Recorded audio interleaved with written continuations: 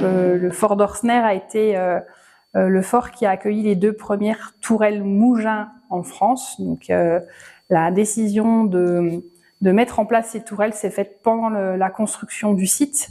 Il a fallu donc modifier les plans d'origine pour pouvoir accueillir ces 2 mastodontes.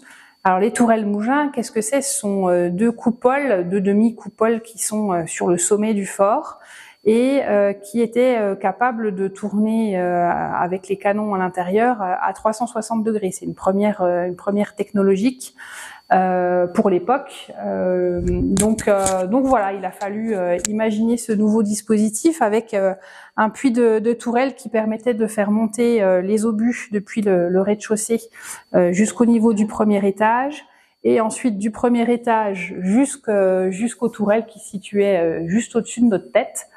Et donc le schéma qui est ici le détail, le rez-de-chaussée qui se trouve ici, un système de palans pour pouvoir monter les charges du rez-de-chaussée jusqu'au premier étage, et ensuite du premier étage un autre système de palans pour pouvoir monter au 2e étage, et ensuite les munitions étaient montées à dos d'homme sur la dernière volée de marche avant de rejoindre la tourelle qui se situe tout au-dessus.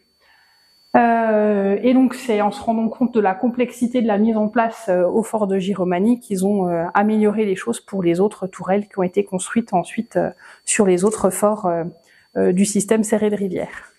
Donc la tourelle, elle accueillait 2 canons de 155.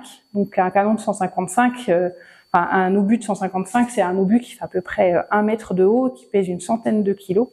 Donc c'est quand même assez important. Et donc on avait 2 tourelles, donc 2 fois 2 canons de 155, ce qui fait une puissance de feu très très importante, avec un tir qui était possible donc à 360 degrés.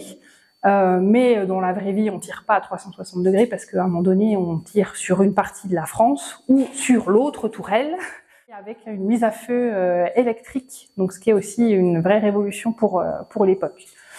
Une portée de 6 à 8 km, donc ce qui est quand même assez intéressant en termes de précision et de puissance de feu.